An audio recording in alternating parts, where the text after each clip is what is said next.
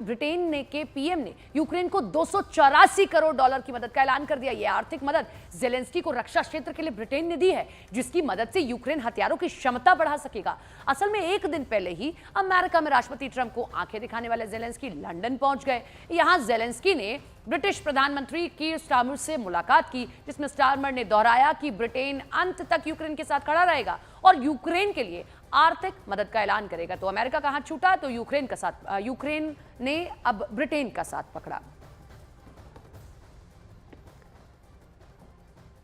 और अब अलग अलग दो तस्वीरें हम आपको दिखाने जा रहे हैं। एक तरफ ट्रंप और जेलेंस्की के बीच बहस की वो तस्वीर है, तो दूसरी तरफ लंदन में ब्रिटेन के पीएम से जेलेंस्की की ये मुलाकात है। ये दो तस्वीरें यूक्रेन रूस युद्ध का भविष्य तय करने वाली हैं। ऐसा इसलिए क्योंकि अब तक यूक्रेन के साथ खुलकर खड़ा नजर आने वाला अमेरिका रणनीति में बदलाव करने का मन बना चुका है, जबकि दूसरी तरफ ब्रिटेन और बाकी यूरोपियन देश हर हाल में यूक्रेन के साथ खड़े नजर आ रहे हैं। लेकिन सवाल यह है कि यह समर्थन अमेरिका की भरपाई कर सकता है क्या?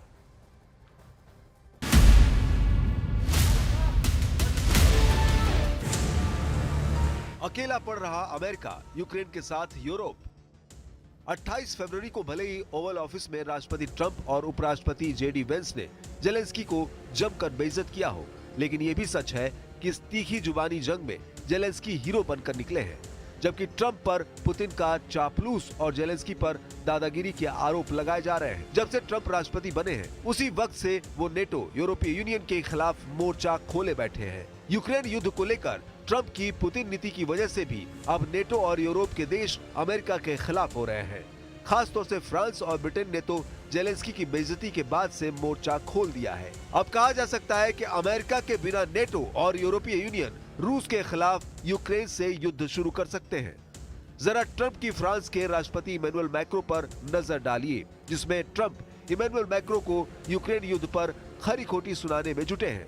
इसी तरह ट्रंप ब्रिटेन के पीएम कीर स्टारमर से टकराव करते नजर आ चुके हैं। ट्रंप ये साबित करना चाहते हैं कि यूक्रेन युद्ध में अमेरिका ही यूक्रेन का सबसे बड़ा मददगार है और बाकी देश यूक्रेन को कर्जा दे रहे हैं, जबकि ट्रंप का ये दावा गलत है।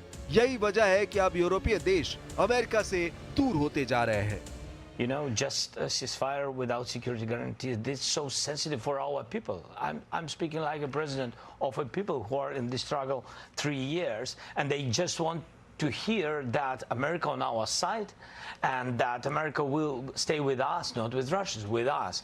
That's it. But I'm sure that it will be. This is the first step to security guarantees. इधर कुछ दिन पहले ही ब्रिटिश अखबार द गार्जियन पर यूक्रेन के राष्ट्रपति जेलेंस्की ने सनसनीखेज दावा किया था। जेलेंस्की ने दावा किया था कि रूस अतिरिक्त 1.5 लाख सैनिकों की तैनाती नेटो देशों के बॉर्डर पर करने जा रहा है। रूस के 1.5 लाख सैनिकों के साथ उत्तर कोरिया के सैनिक भी शामिल होंगे। यूक्रेनी राष्ट्रपति व्लादिमीर जेलेंस्की ने दावा किया था कि रूसी सेना तेजी से बढ़ेगी। जेलेंस्की के दावों के मुताबिक मॉस्को की सेना बेलारूस में प्रशिक्षण के बाद पोलैंड और लिथुआनिया पर हमला करने की कोशिश कर सकती है। बेलारूस में तैनात होने पर रूसी और उत्तर कोरियाई सैनिक पोलैंड की राजधानी वारसा और लिथुआनिया की राजधानी विनियस पर सीधा हमला कर सकते हैं। यूक्रेन के राष्ट्रपति वोलोडिमीर जेलेंस्की के मुताबिक उत्तर कोरियाई सैनिकों के साथ रूसी सेना नेटो सदस्यों पोलैंड और लिथुआनिया पर कब्जा करने की कोशिश कर सकते हैं। रूसी ब्रॉडशीट अखबार प्रावदा के मुताबिक खुफिया जानकारी से पता चला है कि रूस 2025 में अपनी सेना को 12 से 15 डिवीजनों तक बढ़ाने की योजना बना रहा है, जिसका अनुमान है कि इसमें लगभग 1,50,000 सैनिक शामिल होंगे। जेलेंस्की का साफ कहना है कि रूस की सेना आकार और संख्या में यूक्रेन से दोगुनी है। आज यूक्रेन की सेना अपनी 110 ब्रिगेड के साथ रूस की 220 ब्रिगेड से मुकाबला कर रही है।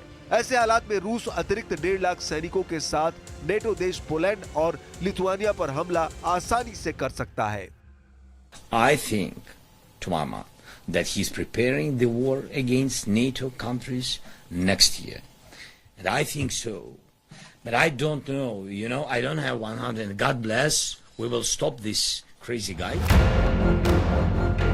ऐसे हालात में नीदरलैंड्स ने भी यूक्रेन के लिए अपना समर्थन व्यक्त किया है। प्रधानमंत्री डिक शूफ ने कहा कि यूक्रेन के लिए डच समर्थन कम नहीं हुआ है। ट्रंप और जेलेंस्की के बीच तीखी बहस के बाद स्पेन के प्रधानमंत्री पेड्रो सांचेज ने कहा कि उनका देश युद्धग्रस्त यूक्रेन के साथ खड़ा है, लेकिन अगर रक्षा विशेषज्ञों की माने तो यूक्रेन अमेरिका के बिना रूस से ज्यादा दिनों तक युद्ध नहीं लड़ पाएगा, क्योंकि लगभग 30% मदद अकेले अमेरिका यूक्रेन की कर रहा था। अगर ये मदद पूरी तरह से छिन जाती है तो यूक्रेन को काफी नुकसान होगा। ऐसे में यूक्रेन का युद्ध में टिके रहना काफी मुश्किल होगा।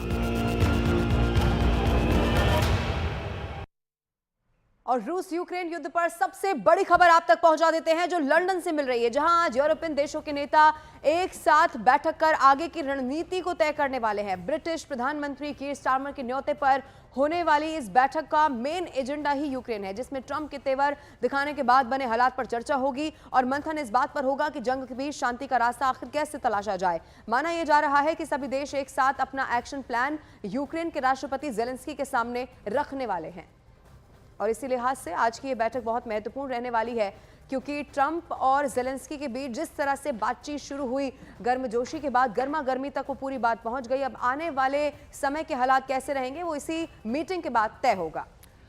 अब आपको बताते हैं कि मौजूदा हालात में यूरोपियन नेताओं की ये बैठक इतनी अहम क्यों हो जाती है और आखिर इनमें कौन कौन से बड़े मुद्दे हैं जिन पर चर्चा होने वाली है। पहला मुद्दा यही होगा कि कैसे जेलेंस्की और ट्रंप के बीच जो रिश्ते बिगड़े उन्हें सामान्य किया जाए। ऐसा इसलिए क्योंकि यूरोप हमेशा ये चाहेगा कि यूक्रेन मसले पर अमेरिका साथ ही रहे। दूसरा बड़ा मुद्दा बिना अमेरिकी समर्थन के यूक्रेन को सुरक्षा सहयोग कैसे दी जाए। तीसरा मुद्दा ये कि यूरोप की अमेरिका पर निर्भरता को कैसे कम किया जाए। चौथा बड़ा मुद्दा अमेरिका के बिना यूक्रेन की रक्षा की चुनौती से निपटा कैसे जाए। और पांचवा महत्वपूर्ण ये कि रूस को लेकर यूरोपियन देशों का आगे का जो रुख है वो क्या कुछ रहने वाला है, यही देखना होगा।